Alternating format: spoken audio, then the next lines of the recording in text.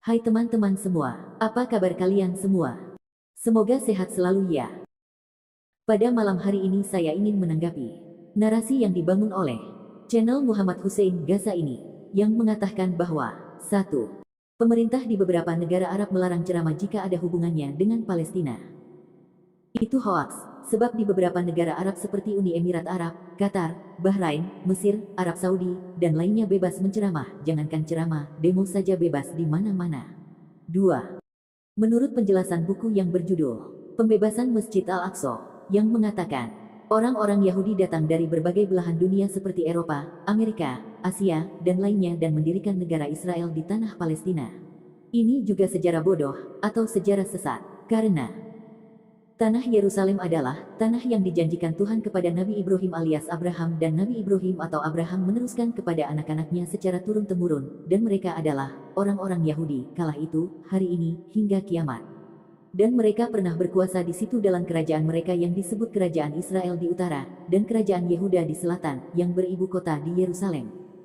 Tetapi kala itu kerajaan demi kerajaan datang bergantian mulai dari kerajaan Babilonia dan beberapa kerajaan lainnya, hingga tanah itu jatuh ke tangan Muslim.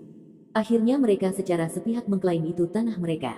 Dan orang-orang Yahudi sendiri dibantai dan diusir keluar, maka tersebar di seluruh dunia. Dan kerajaan terakhir yang menguasai tanah itu adalah kerajaan Inggris.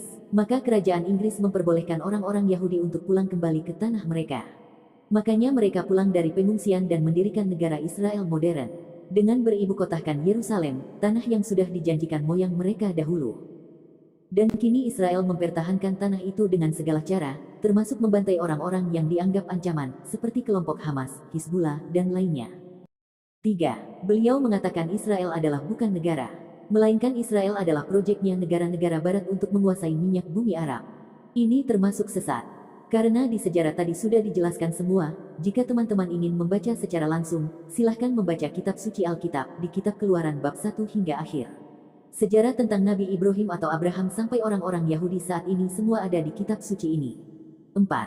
Ia mengatakan Indonesia merdeka dengan mengusir penjajah Jepang.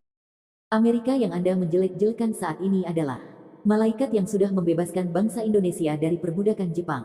Mengapa demikian?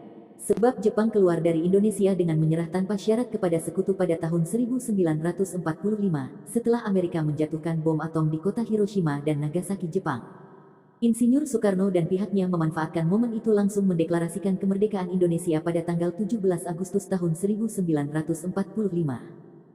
Di sisi lain, Belanda dan Inggris mau kembali datang ke Indonesia dan Malaysia atau wilayah koloninya, namun Amerika juga yang melarang dengan bilang, biarkan rakyat Indonesia merdeka. Dan akhirnya Belanda pun tidak jadi datang. Makanya Belanda tidak mau mengakui kemerdekaan Indonesia sampai tahun 1948.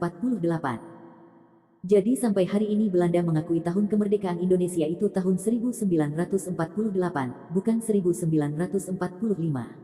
Tetapi fakta itu semua dikubur rapi oleh tokoh-tokoh pejuang kemerdekaan seperti Insinyur Soekarno dan kawan-kawannya.